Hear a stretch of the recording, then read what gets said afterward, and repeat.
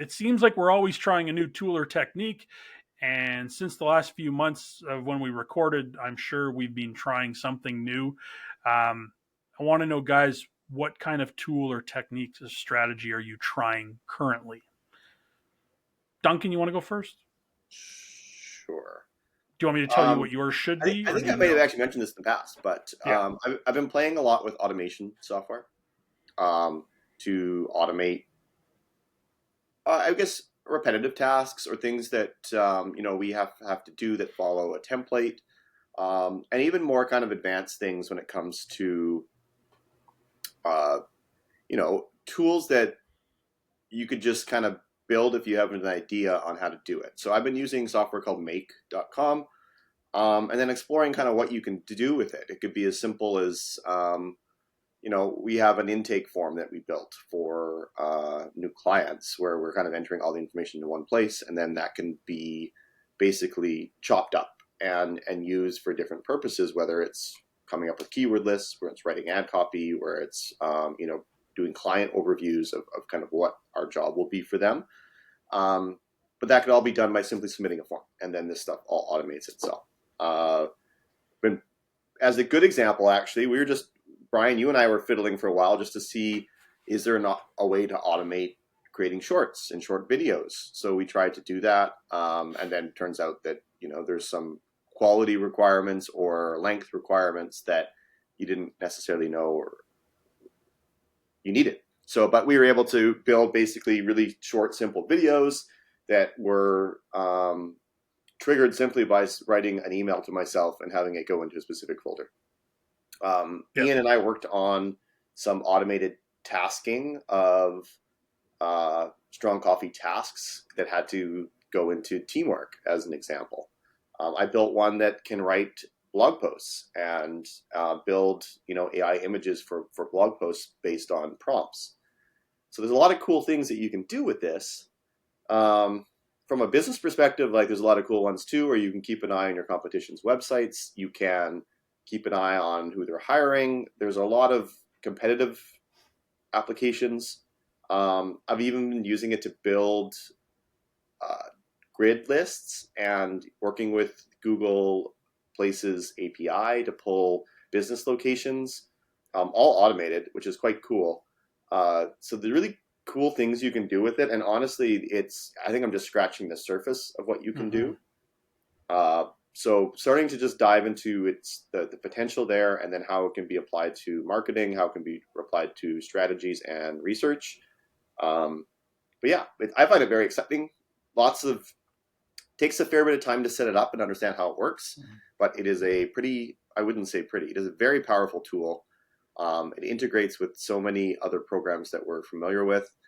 ChatGPT is generally a big part of it, but it it's taught me a lot about how to use ChatGPT properly and some of the applications that the public don't see because of how it's built. There's like the public facing ChatGPT, and then there's this background ChatGPT called the playground area, where you basically can build robots that spit out outputs that you customize, you kind of guide, and then you like lock down. Like this is your job, and that's its only job is to do what you want it to do.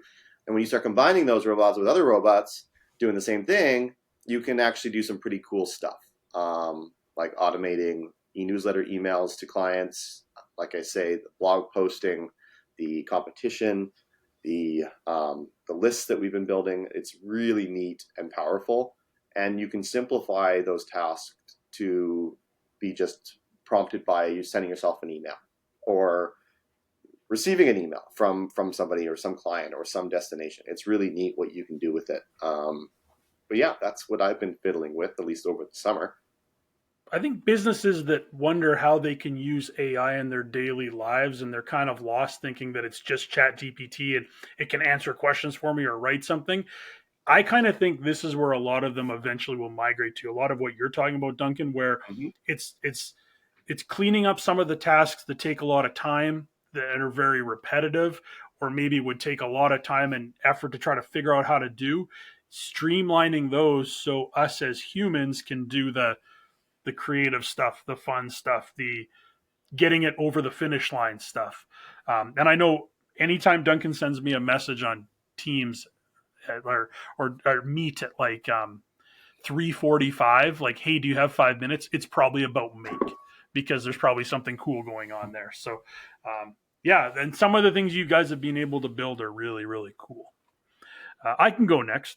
My one, and I think I've chatted about this before, is Descript.com. So Descript.com is kind of an all-inclusive content machine, basically. And last year around this time, they bought Squadcast, which is like a podcasting platform, and they've been working now to mash the two of them together. And I saw they just went with something they call Rooms in beta, where in the future, and I guess if you're in beta, you can see it, being able to record something like we're doing, and then automatically that video gets flipped into Descript, and all of a sudden you can start making your short videos and your blog posts all from one platform. I know I use Descript a number of times when I'm speaking to show people examples of some of the tools that are available. And they're always amazed at the really basic stuff that Descript does and has been able to do for a while now. And they just continue to bring out interesting new features. I encourage anyone, if you're looking for a platform to um, take video content and turn it into text, or so many different things. If you create content, you probably want to at least have a look at it because of all the amazing features that it's got. But for us doing the podcast, I think we'll get to a place where if we can just use Descript with the new Squadcast features, that'll be the only tool we'll use to record, edit, and get everything ready for distribution. And I think a lot of the workflows they've got in place will save us a lot of time too. Very reasonably priced as well. So I wouldn't be surprised in the near future if we're moving over to that. But a very cool tool nonetheless. Iain, anything exciting? Like Duncan mentioned, you've been doing some stuff with Make with him. Yeah. Any other tools or things you've been trying out? Not really brand new tools, but I mean, I have been using. There's a couple of apps that I use on a regular basis that have either had updates or I've been experimenting more with the features within them, just quality of life kind of things. And the first one is, as Duncan mentioned, automation. I've been using automations inside Photoshop a lot more recently, just to. It's something I've used a lot in the past and then kind of fell out of the habit of it. But when you're doing something like resizing images or changing the quality of images, you've just got like 1,000 images that you want to change to grayscale or anything like that, then it doesn't take long to do it on 5 or 10. So a lot of the time you just think I'll just do that manually, but really setting up automations for these kinds of things and it just happens in a few seconds is really helpful. And another app that I use on a daily basis is Apple Notes. I'm on a Mac, and they had a recent update where it now does math inside the Notes app. So that's really helpful for me. I do a huge number of spend reports and media blocking charts and things like that.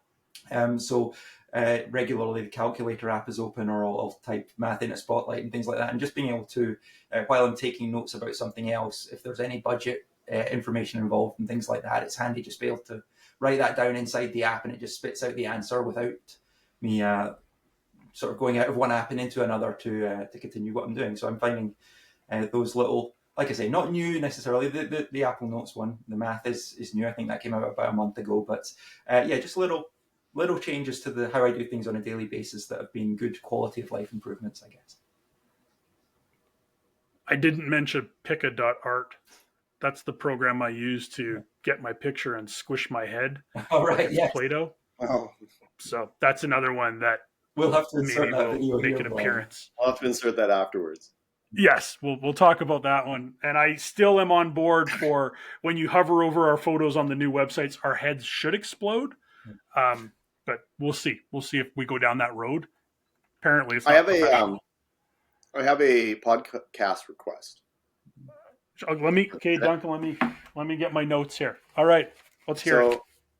I think, and we haven't talked about this, but if any of you... So why not talk about it live? Yes. We're going to do it. We're going to do it right now. Okay. If you just let me talk. Okay. Yeah, I'll finish. We could do a podcast where we have the new ChatGPT voice on here, and then maybe we do like a trivia where you're asking questions, Brian, and we have myself, we have Iain, and then we have ChatGPT on the podcast, and we do a little trivia and see who can answer first. Because I don't know if you've played around with the ChatGPT voice, but it is quite cool. You can Yeah, it is customize neat. your voice. You can ask it questions, generalized questions. And I mean, people are talking about using it for therapy. They're talking about using it for, just solving day-to-day tasks or cooking or whatever it may be. I don't know if you guys remember Google Home. I'm afraid it's going to hear me say this, so I'm just kind of like wincing. There's been like no updates. Google doesn't update it. So mine stopped recognizing our lights that we have set up in our house, the names for our lights and various other things. Like I've heard from insiders at Google that these products just don't make them any money, and that's why they don't really bother updating them. It was more just kind of like a ability to get more data from people in their homes, which is fine.